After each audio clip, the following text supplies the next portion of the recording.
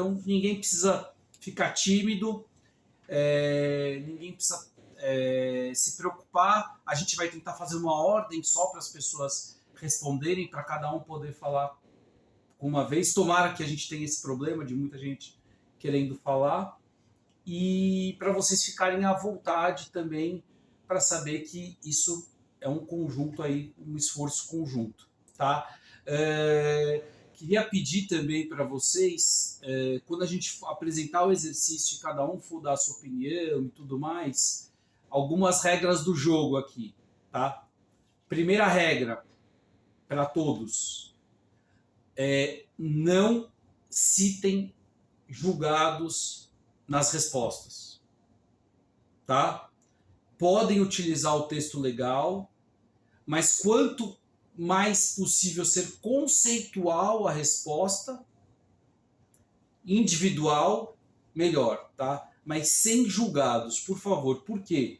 Porque aqui a discussão não é qual é a melhor jurisprudência. Aqui é a discussão de tese, tá? Então cada um traz a sua tese, o que pensa, porque como o Danilo falou bem, essa discussão que a gente tem hoje é uma construção que foi feita justamente por advogados que questionaram em juízo, que entraram.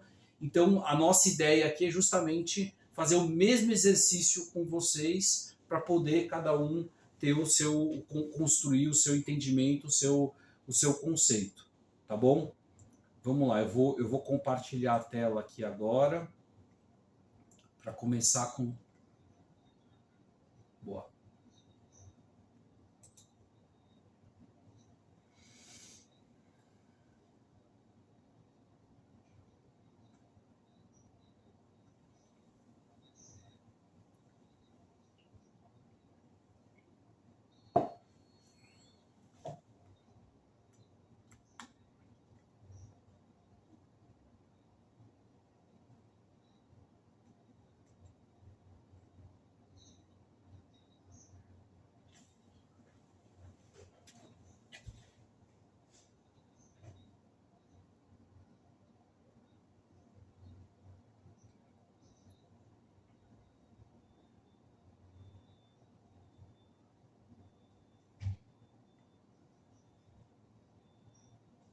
Perfeito.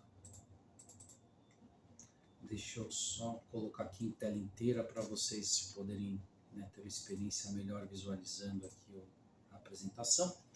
Então, gente, a ideia aqui é a gente falar sobre situações práticas em lei de alienação fiduciária, e o tema da vez é o famoso lance civil.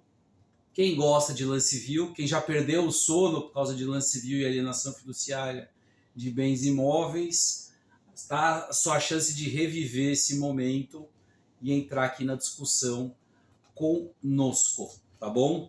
Então, aqui está o exercício prático que a gente vai falar hoje. Eu vou explicar para vocês aqui. Então, basicamente, o Banco YW, ele fez um mútuo com a construtora Betinha Limitada para garantia da alienação fiduciária de um imóvel avaliado em 10 milhões de reais. Tá? Né? E, diante do não pagamento, né, ou alienação fiduciária, eles fizeram um prazo, fizeram um contrato, fixaram um valor para o leilão, fizeram tudo isso. Foi firmada uma dívida de 3 milhões de reais, que é a soma da dívida do contrato de alienação fiduciária, o saldo dessa operação que tinha com o credor, com o banco YW, mais as despesas e encargos para a realização do leilão. Porém, para a surpresa do banco YW, a construtora Betinha manejou uma ação judicial visando a suspensão do leilão, por entender que, como o imóvel estava avaliado em 10 milhões de reais e o lance mínimo estava no segundo leilão em 3 milhões de reais, dever-se-ia aplicar o conceito de lance civil. E o julgador, por sua vez, concordou com o pedido da construtora suspendeu o leilão e essa decisão, posteriormente, veio a ser confirmada através de uma sentença no mesmo sentido e que transitou em julgado. Tá? Então, já vou partir do pressuposto que transitou em julgado. Então, vocês aqui, todos meus colegas, são agora profissionais que trabalham para o banco YW e o desafio de vocês é realizar um novo leilão seguindo essa decisão judicial, que considerou que, para efeito do segundo leilão, deve ser aplicado o conceito de lance vil. Perfeito? Então, eu vou apresentar a primeira pergunta. São 4 perguntas no total. Não vou antecipar as outras perguntas para vocês. Eu vou apresentar a primeira pergunta e quem quiser responder, eu vou pedir para levantar a mão e a gente vai tentar ouvir o pessoal na ordem aqui, todas as respostas, tá bom? E se alguém quiser, se alguém entrar depois, quiser que eu repita um exercício, alguma coisa, a gente pode ver. Ou, Danilo, eu te mandei o texto completo do exercício, posso te dar uma sugestão? Quer colar no chat? Porque se alguém entrar depois, precisar, pode voltar para o chat para pegar. Mas, por favor, sem as perguntas, só o enunciado. Tá bom? Boa, então a pergunta vai ficar lá. Quem precisar voltar para a pergunta tem fácil lá no chat. Tá bom? Sugiro a fixar lá para ficar mais fácil para vocês. Tá bom? Então vamos lá. Primeira pergunta diante desse enunciado. Tá? Gente, como estruturar o novo leilão com base nessa decisão judicial? Tá? Como estruturar? Tá? Então, a pergunta é aqui relacionada a como vai ser o edital, se as regras aqui, como que você vai harmonizar a lei com o CPC, e se tem mais alguma outra coisa excepcional que em geral é feita no leilão de alienação fiduciária e que deve ser feita aqui nesse caso prático. Tá bom, pessoal? Quem quiser levantar a mão, está aberto aqui para vocês. Por favor.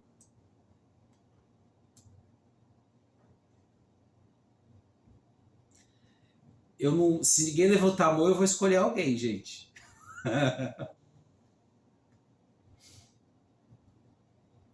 Bora lá, os corajosos.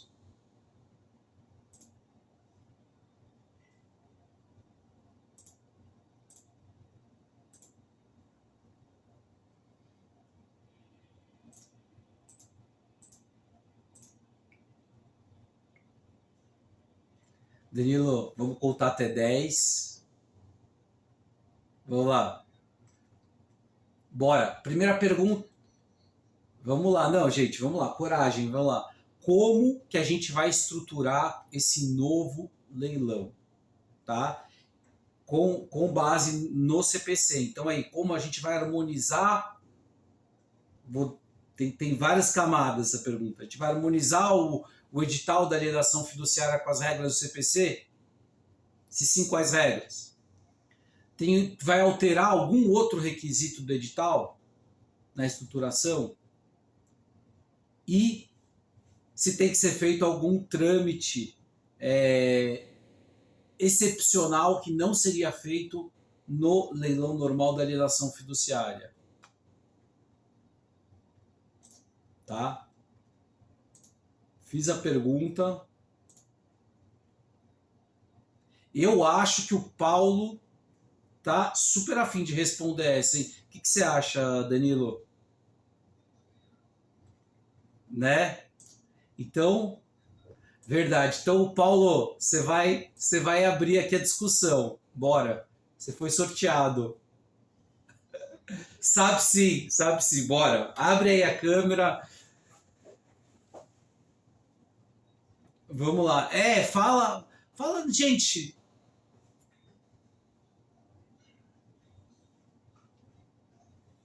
Exato, exato,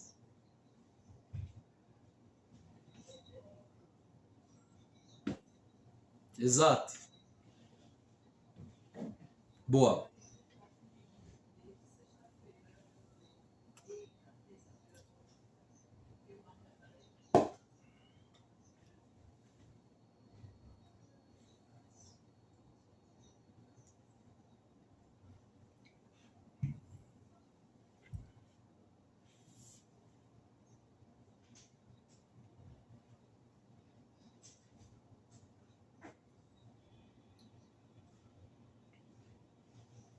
Isso.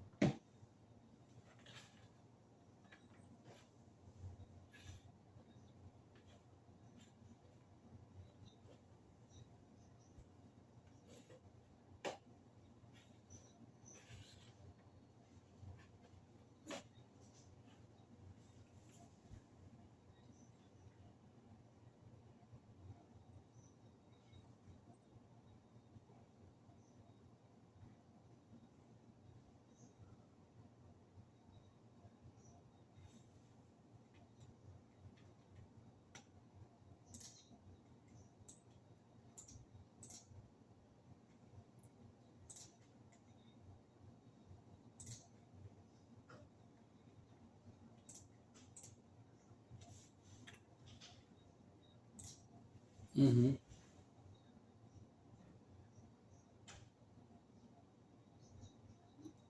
E quem vai homologar essa avaliação, né? Não tem,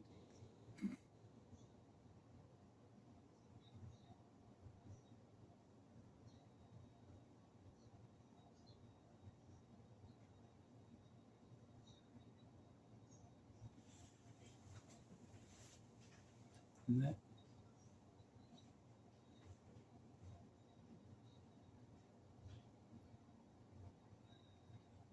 Não, e vamos por partes aqui. A gente fala, muito se fala em constitucionalização do direito civil. Já até é um tema até meio que superado, de tanto que já foi debatido, já muito se aplica já em direito constitucional em termos de direito civil. E muito se fala também em trazer outros conceitos sempre para, né, para outros ramos do direito. A gente vai ter um fenômeno aqui de procedualização do direito material, da lei especial, né? A gente vai ter uma questão de especificidade da lei de alienação fiduciária sendo discutida aqui e sendo alterada por conta do Código de Processo Civil. E qual é o limite dessa alteração? Daí a questão da pergunta, né? Esse edital, ele vai ter que se aplicar às regras do artigo 886 do CPC? E se fosse se aplicar as regras do 886, aplica-se então as regras e os prazos do 887? Vai mudar também, já que é para aplicar o 891? A gente vai aplicar só o 891? Não vai aplicar o resto? Só faz um pequeno recorte na lei? Por que o artigo 891 deve ser aplicado? Simplesmente porque está previsto no Código de Processo Civil? Ou a gente vai utilizar outros conceitos jurídicos para defender o porquê disso, né?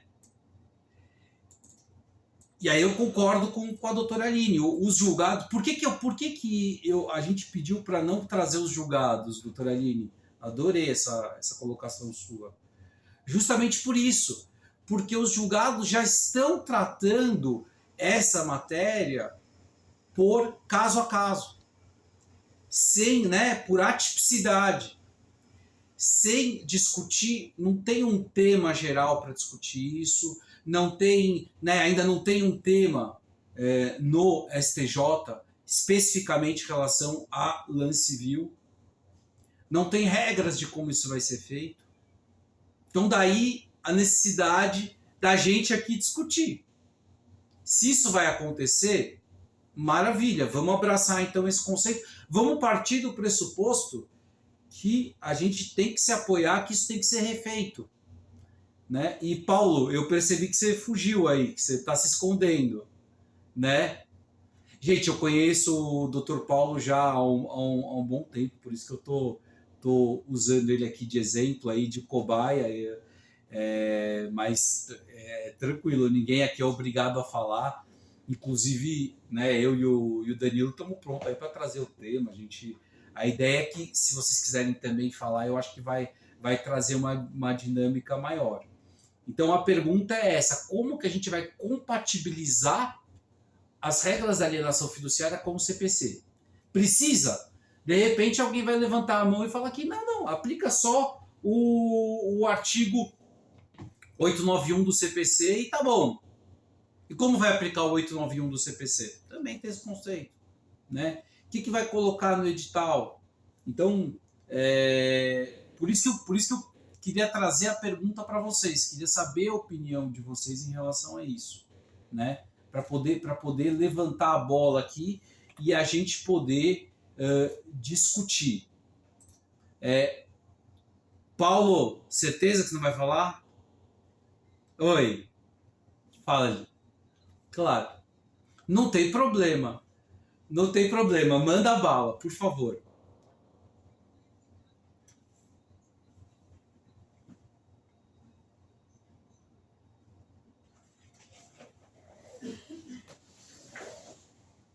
Uhum.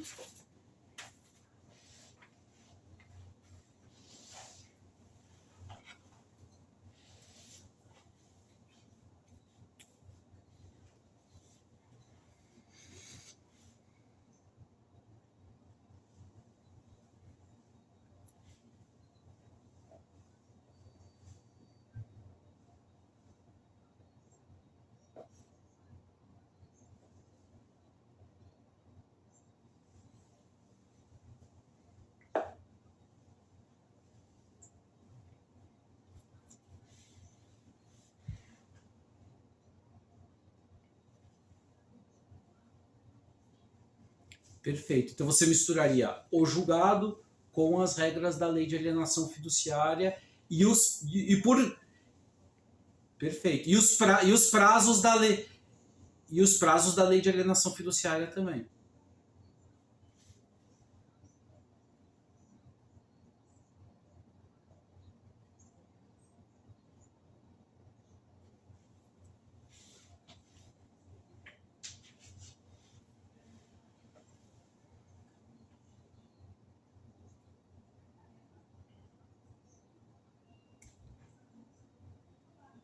Perfeito. Gente, exata.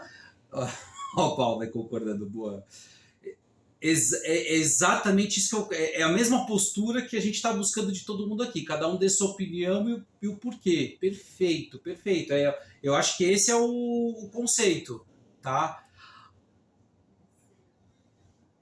Boa. Manda, mano.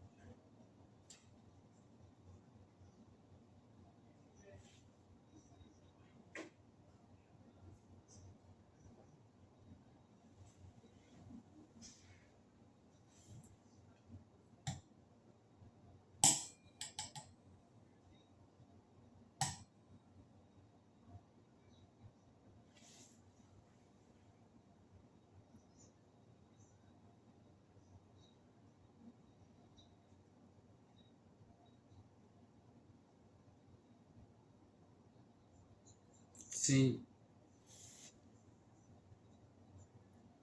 sim. Com, cer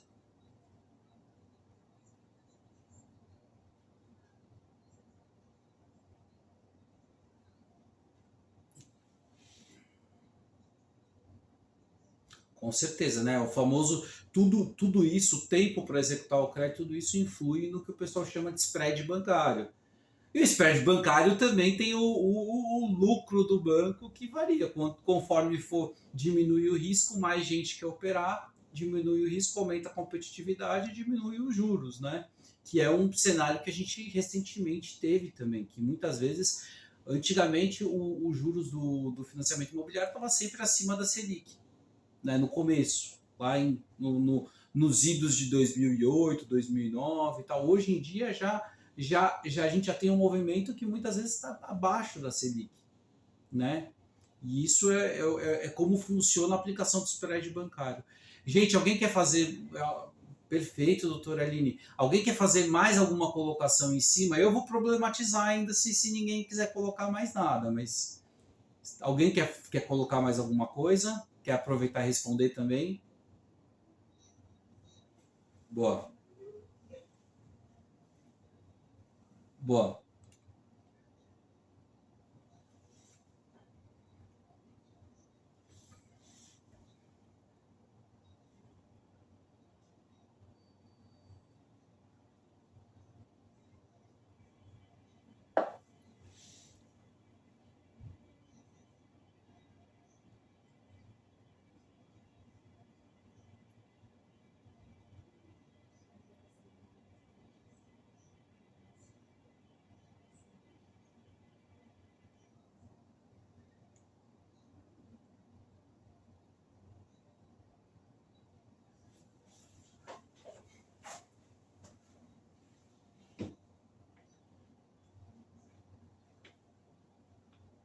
Sim, sim.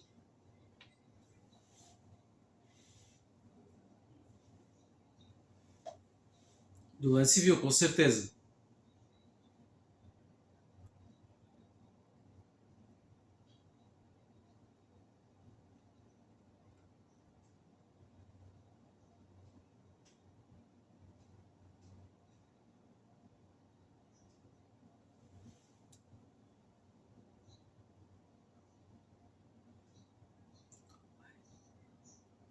Sim, né, a gente vai chegar nisso que tem uma das perguntas que vai justamente discutir isso. Só um questionamento aqui para vocês. Agora, pensando aqui como advogado do credor, no caso desse banco, tá? Por exemplo, se você estivesse representando eles. A gente tem um risco, e aí até seria talvez uma questão de embargar de declaração da decisão atípica, né, com relação ao lance civil, porque, vamos lá, por exemplo, o artigo 886 do CPC, ele apresenta requisitos do que deve constar no edital diferentes do que a lei de alienação fiduciária exige, né? A descrição do imóvel, a questão dos ônus, a questão das partes, né? O 887 vem falar que o edital tem que ser publicado com 5 dias úteis de antecedência à realização do leilão, né? Então, a gente vai aplicar esse prazo e outra pergunta, a contagem que da lei é em dias corridos, 60 dias corridos da data, porque é direito material aqui, da data da consolidação até a realização do primeiro leilão e até 15 dias para a realização do segundo leilão, né? Então, a gente vai ter que publicar esse edital também um outro requisito para 5 dias antes. E a comunicação do leilão, a gente vai ter que comunicar a todo mundo do leilão. Se você tiver algum credor que penhorou direitos do fiduciante, se a gente for seguir o 889 do CPC, ele vai ter que ser comunicado do leilão, com até 5 dias de antecedência do leilão. A gente vai precisar comunicar a municipalidade e o Estado e a União se o imóvel for tombado também. Olha o que pode ser ocasionado de discussão judicial e de problematização com base em uma decisão judicial que tentou remediar uma situação pontual, de entender que haveria excesso de prejuízo ao devedor pela venda do bem por valor menor do que o lance vil, emprestando o conceito do direito processual. Tá? E mais uma vez, não estou dizendo que não pode ser decidido isso. O que eu estou levantando a bola aqui para vocês é, se for ser decidido dessa forma, a gente tem que pensar nas consequências. Existe uma sistemática. Como a gente vai acomodar isso na sistemática da aplicação prática da lei de alienação fiduciária? Né? Então já trouxe vários exemplos. Trouxe exemplo até que, por exemplo, no artigo 890 fala que não pode participar do leilão. Né? No 895 fala de possibilidade de arrematação parcelada. Agora vai poder arrematar parcelada pela lei de alienação fiduciária? O credor não vai poder mais decidir sobre isso. Né? Olha a problematização dessa situação. Antes de eu passar para a próxima pergunta, alguém mais quer falar alguma coisa desse ponto? Bom, então vamos para a próxima pergunta. Vamos lá, peraí, já mudou? Não, peraí, deixa eu entrar aqui. Próxima pergunta. Gente, Danilo já levantou aí para vocês cortarem, certo? Qual vai ser o critério de fixação do lance mínimo deste leilão no segundo leilão? Objetivamente, se o primeiro leilão vai ser por 10 milhões e o segundo leilão tem que ser por lance vil, qual vai ser o lance mínimo em segundo leilão? Alguém quer falar?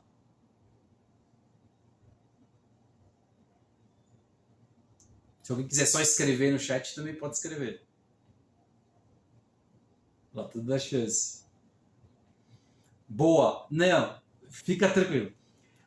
Sendo aplicada essa decisão, qual será o lance mínimo do segundo leilão? Agora a gente vai falar só do valor do lance mínimo. Então, no primeiro leilão, o lance mínimo vamos partir do pressuposto que seria 10 milhões, que é o valor que está fixado no contrato. Se no primeiro leilão é 10 milhões, para não ser lance vil, aplicando-se a decisão judicial em caso, aqui nesse caso específico, qual será o lance mínimo do segundo leilão?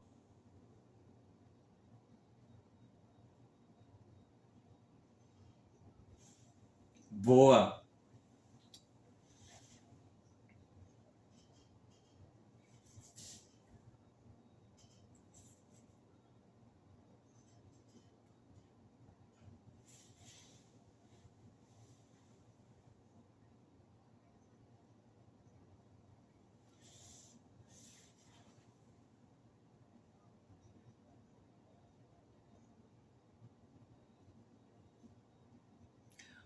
Marco geral das garantias, perfeito.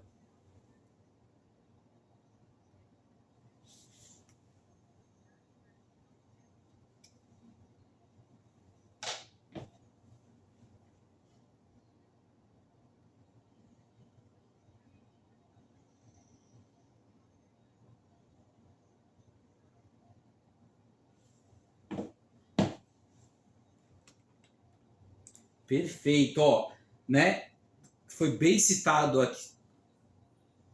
Vamos lá, boa.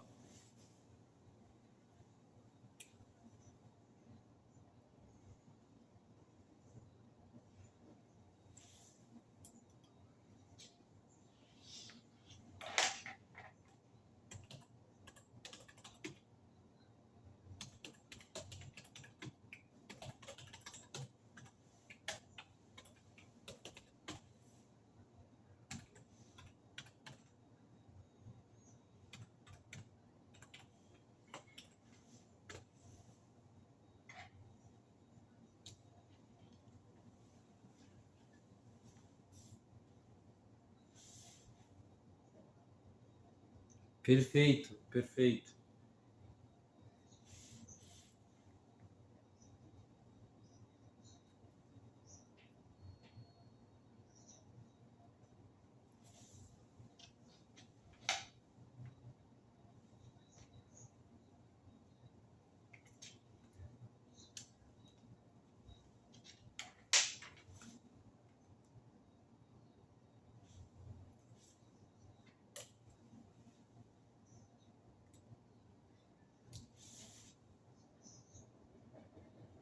Sim.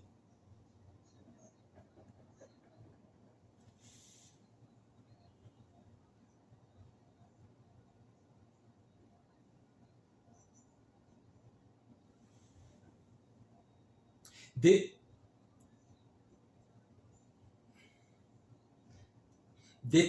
não, e detalhe.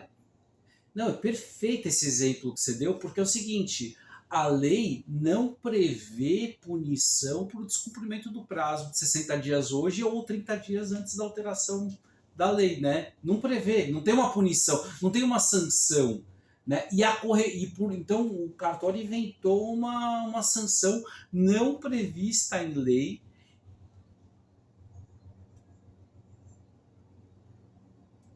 Não, que absurdo, não tem sanção, não tem nada.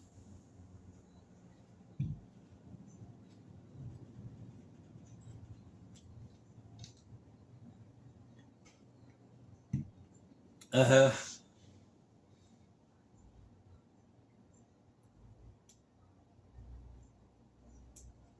Não, ela é excelente. Gente, eu quero colocar uma coisa para vocês aqui. É, pontos bons. Alguém mais quer falar alguma coisa? Eu vou querer complementar com uma coisinha no final. Não? Tá. Se alguém puder me ajudar aqui, só colar aqui no texto, no chat, tá? Porque eu quero perguntar para vocês o que é lance civil? Se você puder, eu vou mandar aqui para você para colar aqui. O 891, eu vou aqui o artigo que o 891 do CPC, porque é o seguinte, eu queria que vocês, eu tô só o 891, o caput e o parágrafo único. Porque o que eu quero falar para vocês é o seguinte, o que é lance civil? A verdade é que a jurisprudência, ela não chegou ainda a uma conclusão do que é lance civil. E no imaginário popular, as pessoas acham que lance civil é 50% do valor de avaliação do imóvel. Mas na lei, tá, o que está escrito é que lance civil no caput é aquilo que o juiz da causa entender como lance civil.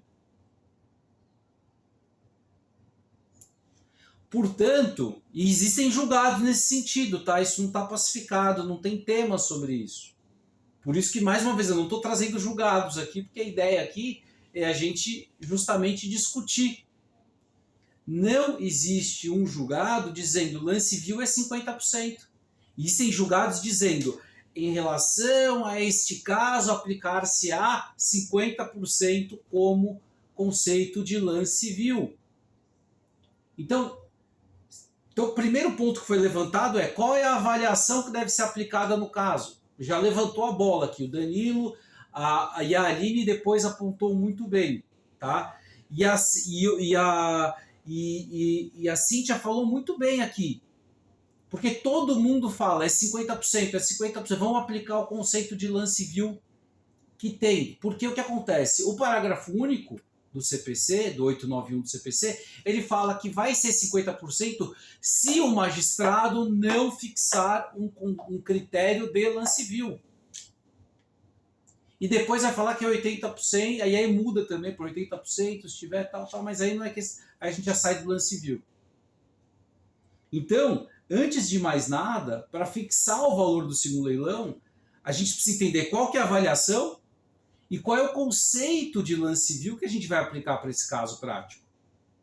Se vai ser 50%, se o juiz da causa que definiu, que da decisão transitada de julgado, que definiu tem que aplicar lance civil, se ele vai definir qual que é o lance civil em si, né? Porque não seria 50%. Olha que trabalho ingrato que o banco vai ter para refazer o leilão, gerando mais insegurança e possibilidade. De repente, o magistrado pode entender, e como durante muito tempo o Tribunal de Justiça do Estado de São Paulo entendeu, pelo menos até 2016, que era 60%. E você tem julgados na Justiça Trabalhista e na Justiça Federal que falam de 30%, 20%. Então, primeiro, a lei não define que é 50% lance civil. Vocês entenderam o tamanho do problema? Ó, obrigado. Ó, vi que fixaram aqui. Vocês estão vendo? Ó, a Laís fixou para a gente. Obrigado, Laís. O artigo não fala que lance civil é 50%. Ele fala que é se o magistrado não fixar. E a verdade é que esse leilão, por ser extrajudicial, ele não está sendo presidido por um magistrado. Então quem vai fixar o que é lance civil? O cartório de imóveis? Eu entendo que qualquer um, pode ser qualquer um, menos o credor e menos o devedor. Então mais uma questão aí para ser questionada quando você estiver diante de uma decisão judicial dessa. Seja a variação, seja qual critério vai ser utilizado.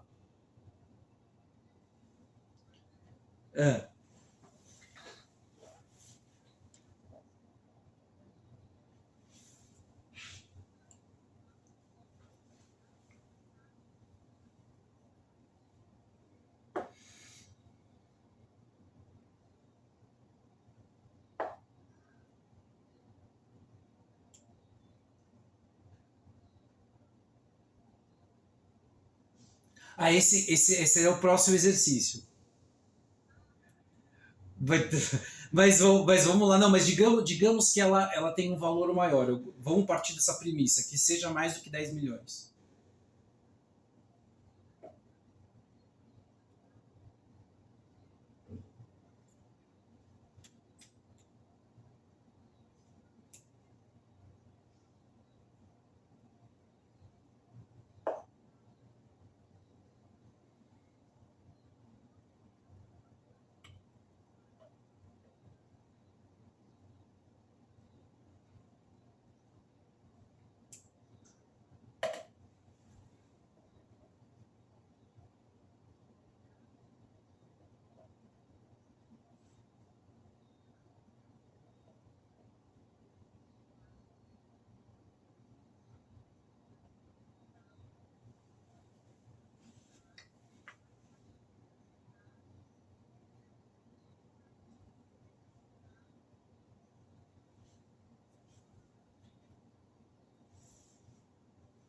Perfeito. Não, excelente. Gente, só vim aqui para trazer pesadelo para vocês. Eu estou trazendo. Eu estou trazendo só os problemas. Porque é o seguinte, né? Com todo respeito aos nossos magistrados, a quem julga, e isso é uma questão. Por que a gente está fazendo esse formato hoje? Porque esse tipo de discussão não dá para ter com inteligência artificial, não dá para ter com carteira massificada de processos. Então, por isso que o Danilo e eu trouxemos essa proposta. Hoje a comissão trouxe essa proposta.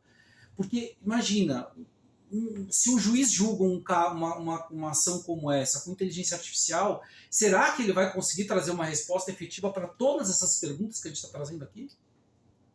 Provavelmente não. E se trouxer, vai ser uma resposta rasa.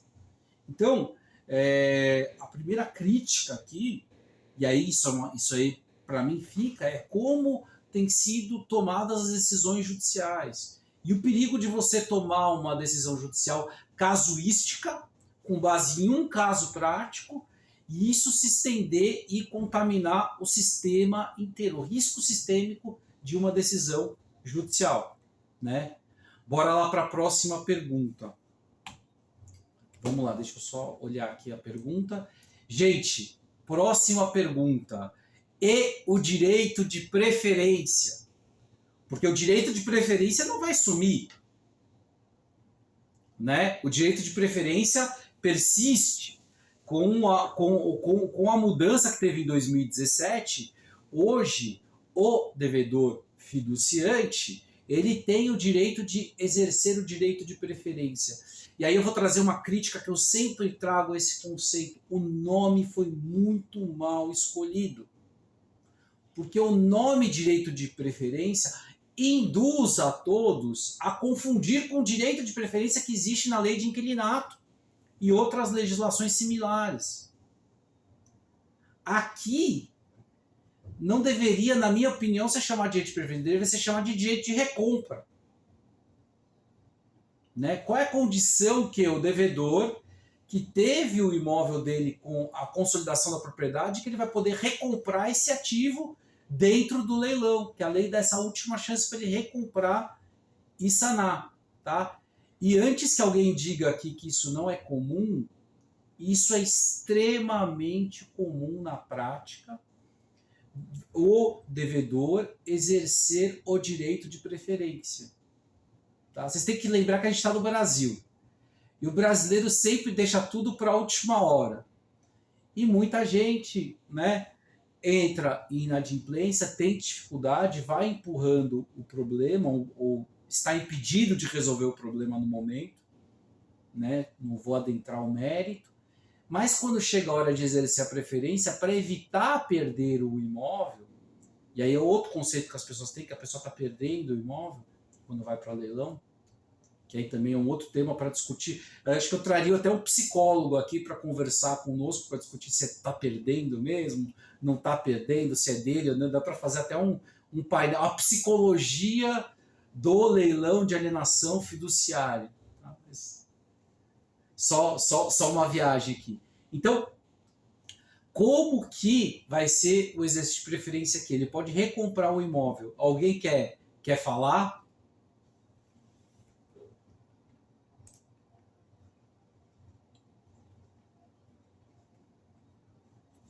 Ó, gente, pela lei, está escrito que o exercício de preferência ele poderá ser feito mediante o pagamento do saldo contratual, do débito contratual junto, débito mais o saldo, mais as despesas para a cobrança e realização do leilão. E mais a comissão do leiloeiro, porque efetivamente está sendo a compra. Pelo enunciado aqui, a gente colocou que para segundo leilão, antes da suspensão, o lance mínimo seria de 3 milhões. Então, partindo do pressuposto que o enunciado da questão trouxe já o valor, então, primeira resposta aqui em relação ao exercício de preferência, embora o lance mínimo do leilão fosse 5 milhões, 6 milhões, 10 milhões, a gente deixou em aberto essa discussão que a gente fez na outra pergunta, né? Independentemente de qual seja o valor do lance mínimo, será que a gente tem que prevalecer o texto da lei e seria novamente 3 milhões o valor para ele exercer a preferência até o encerramento do segundo leilão? Alguém quer concordar com isso ou discordar?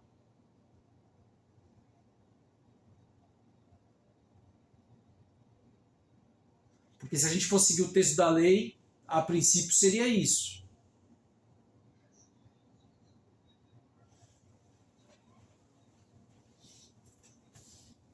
Uhum.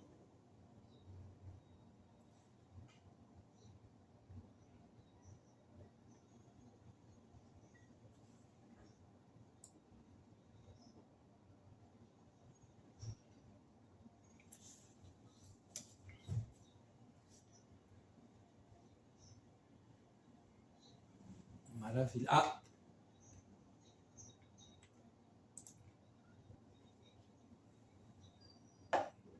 Sim.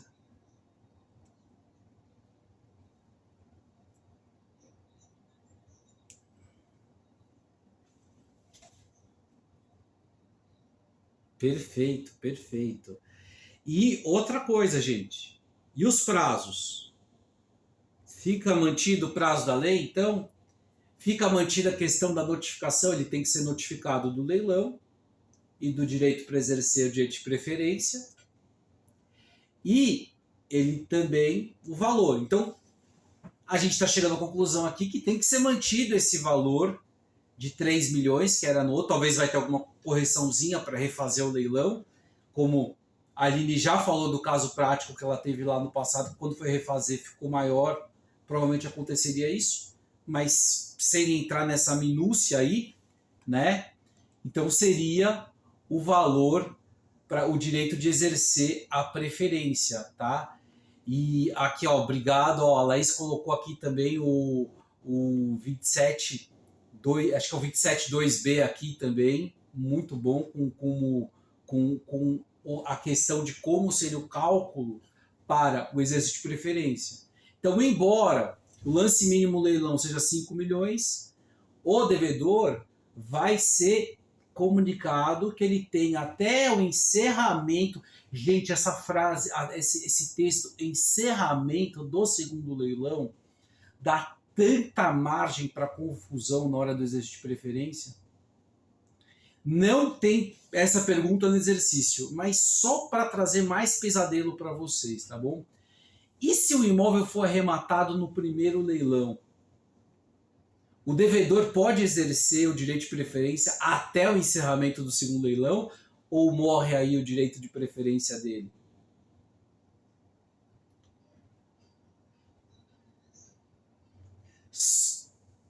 Só para deixar vocês sem dormir, né? Porque realmente dá calafrio, né? Porque você imagina, um terceiro interessado de boa fé arremata no primeiro leilão e aí você vai confirmar a arrematação dele, né?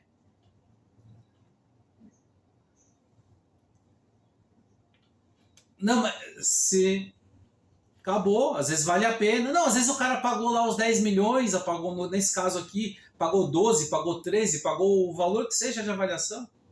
Ele pode levar ou não no primeiro leilão e morrer o direito de preferência do devedor no segundo leilão. Então, que direito de preferência é esse? Se ele pode ser sublimado em razão de arrematação do primeiro leilão.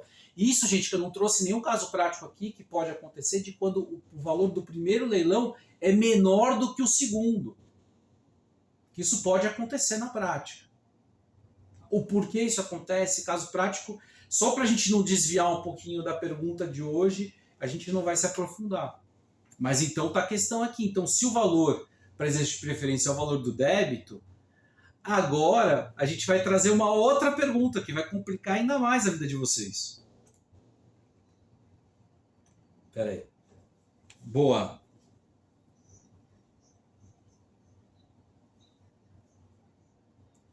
Até 24.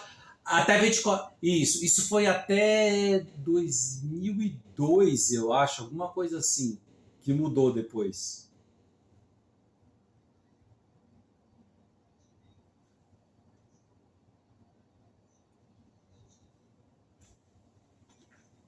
Boa.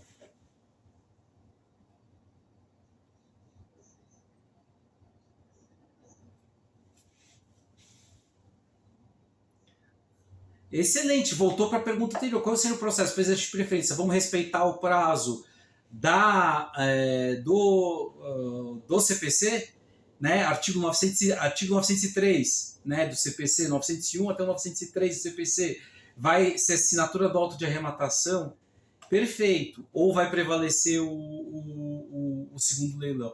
Eu, na prática, eu também falo que nem, né, quando a Laís falou de ser conservadora, eu também aqui gosto do conceito de ser conservador. Então, arrematou no primeiro leilão, eu falaria pro arrematante, ó, não precisa pagar nada, segura, vamos esperar até o segundo leilão.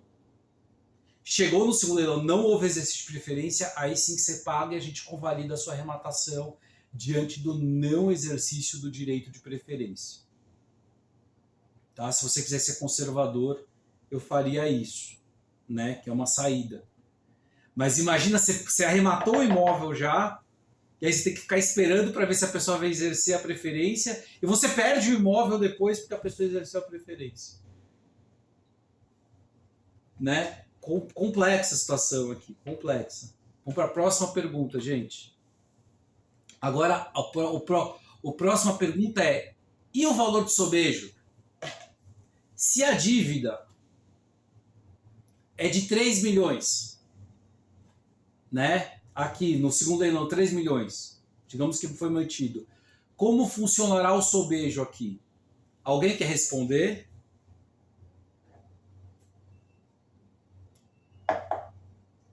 Esse, ó, quem responder esse aqui, independente da resposta, vai ganhar estrelinha, gente. De verdade. Que essa aqui.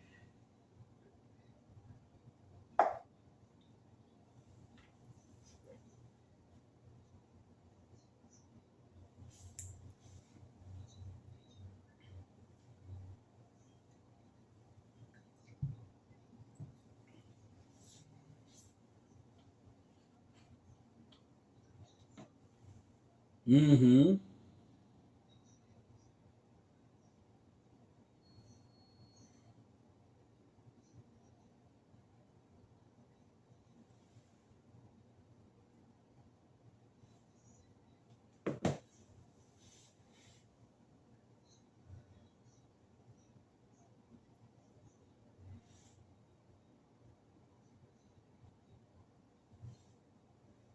Exato.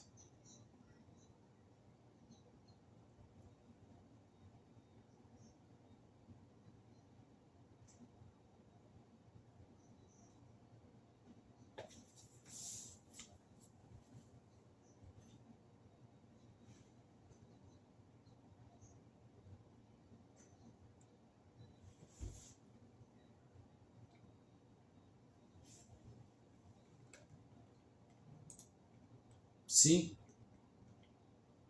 Complicada a situação aqui. Complicadíssimo. Pera aí, gente, acho que entrou um som aqui. Não, vamos lá. E boa. Gente, alguém mais quer adicionar alguma coisa? Eu tô pronto para trazer mais pesadelo para vocês. Então vamos lá. Vou aprofundar a pergunta aqui. Então, digamos que no segundo leilão o imóvel seja vendido por 6 milhões. E o valor do débito mais as despesas era de 3 milhões. Então, provavelmente a resposta óbvia é que o sobejo aqui não vai ser em cima dos 50%, vai ser em cima do valor do débito, perfeito? Então teria que devolver 3 milhões. Né? E aí outra pergunta para vocês. E se não for vendido no segundo leilão? Existe sobejo?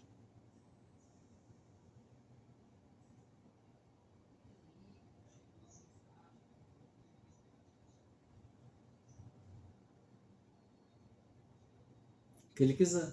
Mas essa que eu quero ver se alguém quer se jogar aqui na fogueira. Existe valor de sobejo se não houve lance, se ninguém confirmou o lance mínimo? Ó, a Aline escreveu aqui, não tem sobejo porque não teve lance. Lógica perfeita. Mais alguém? Então, não, mas esquece, exceto, mas esquece o terceiro leilão. O lance, eu vou fazer o clássico de algumas respostas que teve lá. O débito era 3 milhões e por conta da decisão judicial foi fixado o lance mínimo em 5 milhões. Certo? Para respeitar o lance vil. Foi para leilão por 5 milhões e não houve arrematante. Certo? Então você consolida a propriedade e acabou a história. Então a decisão judicial que existiu para defender o direito do devedor. Vocês acham que ela defendeu o direito do devedor aqui? Se for aplicado dessa forma? Porque eu penso...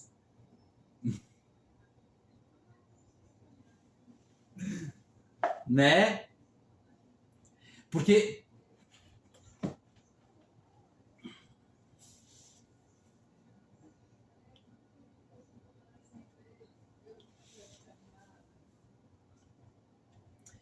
E aí eu vou perguntar para vocês, porque assim, basicamente, se essa ponta ficou solta, a gente tem caminho para mais um canal de judicialização. Por quê? Porque se a tese toda é que se for vendido por lance civil vai ter enriquecimento sem causa, porque ele vai incorporar um bem por um valor muito maior para o patrimônio dele, se você não garantir o pagamento do sobejo dele, o efeito prático é o mesmo daquele que foi atacado na decisão judicial anterior. Então vai aqui uma dica, agora para quem atua como profissional defendendo o fiduciante. E a Aline já cravou aqui. Não adianta nada buscar uma decisão judicial para suspender o leilão a todo custo e não pensar nessa possível repercussão. Porque se não tiver lance consolidar pelo mínimo do leilão, então a gente vai ter um prejuízo aqui efetivo. Não vai ter um enriquecimento sem causa por conta do banco, se o valor deveria ser. Não deveria ser garantido, então, se o lance mínimo é 5 milhões e o valor, né, do débito é 3 milhões, não deveria ser garantido um sobejo de 2 milhões para o devedor, independente da venda ou não do imóvel no leilão? E se sim, olha o custo sistêmico também para o banco, que vai ter que desembolsar isso. Como eu falei para vocês, eu vim aqui para tirar o sono de vocês.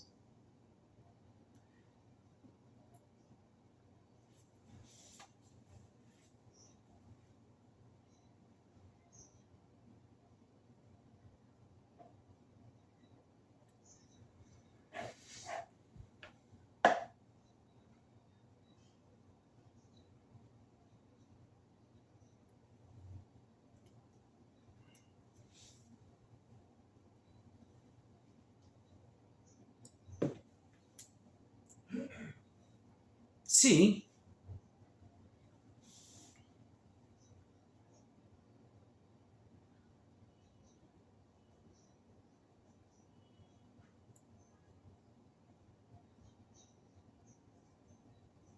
Perfeito.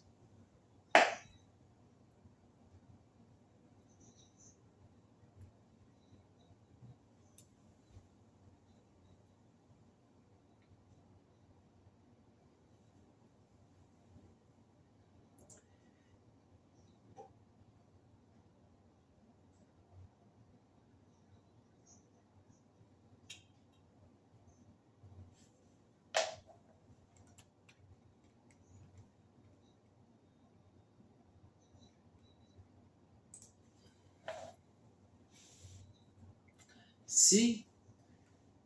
Não, e assim, existem bancos, tá, que fazem a aplicação prática dessa questão do lance civil, porque alguns credores hoje, eles já aplicam, sem decisão judicial, a questão do lance civil internamente, como prevenção de risco judicial de decisão. E quando você faz isso, você abre uma nova esfera de risco, que é essa discussão sobre o sobejo. Então, para quem faz consultoria aqui para credor fiduciário, olha o problema de responder para o credor se ele deve ou não aplicar o conceito de lance civil nos leilões que ele realiza, com o intuito de prevenção de risco de judicialização. Olha o problema. Vocês entenderam? Então, tá aí mais uma coisa para deixar a gente coçando a cabeça aqui, pensando em como solucionar esse problema. E eu entendo que sim, é mais uma coisa que quem defende o fiduciante tem que pensar também. e já vi muitos bancos, e aí acho que só esse caso que o Danilo comentou aqui de discussão judicial em relação a isso, e vi inúmeros casos que o imóvel foi consolidado por um valor, que em segundo leilão o valor era maior que o valor do débito, e não houve ação judicial para discutir a questão do sobejo. Essa tese está solta aí, tá, gente? Então, às vezes, muitas vezes um cliente vem procurar vocês depois de um leilão de alienação fiduciária, fica a dica para alguns pontos que podem ser observados, né? Muita gente vai pedir prestação de contas, alguma coisa para ver realmente quanto que era o valor, quanto que era o valor do segundo leilão, para depois discutir a questão do sobejo. Mas também é uma questão em aberto, não necessariamente houve enriquecimento sem causa. É um tema para ser debatido. E somos nós aqui, junto ao Poder Judiciário, que vamos provocar isso e vamos formar entendimentos em relação a essas matérias. Tá, gente? Olha, missão difícil. Acho que tem mais aqui. Então, aqui, ó, no final, eu coloquei aqui algumas questões, né, com base ao lance mínimo, dia de preferência, tudo mais. Essa apresentação, eu vou tirar aqui a apresentação para a gente poder voltar aqui para a tela. Essa apresentação eu já mandei para o Danilo, eu estou devendo, eu vou mandar para a secretaria, tá? E quem quiser também cópia dessa apresentação, a gente compartilha aqui, que a ideia aqui era trazer essa discussão aqui para vocês. Gente, a gente tem mais um exercício, se vocês quiserem fazer, que está pronto, e a gente também pode abrir agora para quem quiser comentar também as questões que a gente levantou aqui agora. Está aberto aqui o microfone para quem quiser falar.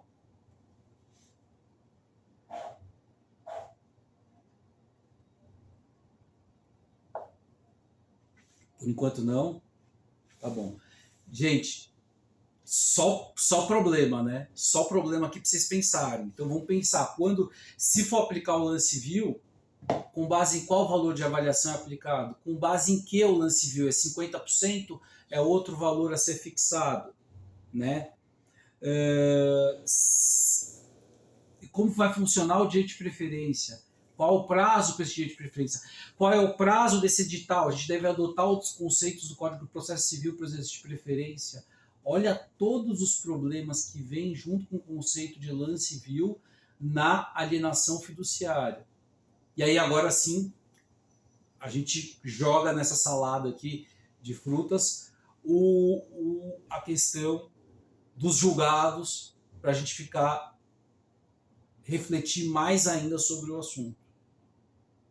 Danilo, você acha que a gente traz o outro exercício também ou como quiser? Não? Vamos guardar? A gente já teve. Então vamos guardar. Boa, então vamos deixar aqui em aberto, né? Quem gostou desse formato, a gente tem, né, mais temas para trazer nesse formato também. E a gente também pode trazer palestras profissionais com palestras expositivas também, que a gente tem outras pessoas aí também que a gente está escalando aqui para trazer no núcleo aqui de leilões extrajudiciais para falar, e mais para frente também falar sobre leilão extrajudicial de bens móveis aí, também dar uma atenção que merece ao tema. Então, sobre marca. Olha, sobre marca. Vocês querem mais uma coisa que dá para fazer contrato de alienação fiduciária que eu duvido que alguém aqui já pensou? Alienação fiduciária sobre os direitos de uma música, por exemplo. O artista vai lá, registra a música dele, porque eles têm os direitos autorais sobre a música e tem as repercussões econômicas disso.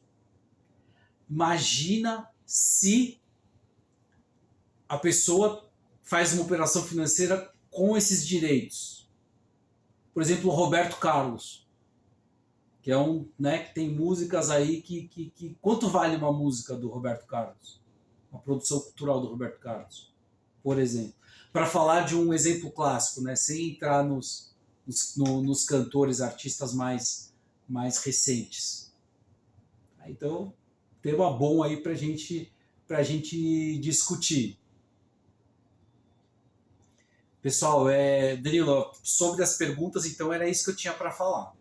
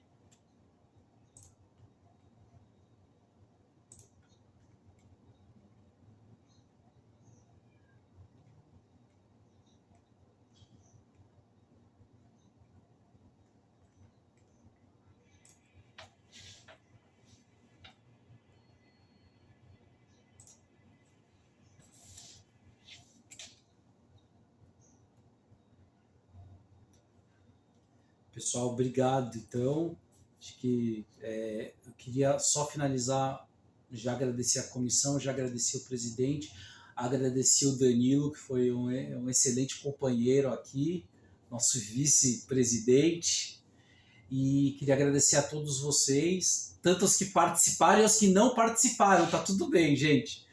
Né? Só o Paulo que eu não vou perdoar, porque o Paulo tinha que ter. Ele já não está aqui, mas o Paulo não tem desculpa para não ter participado. De resto, todo mundo aqui, obrigado. Bora.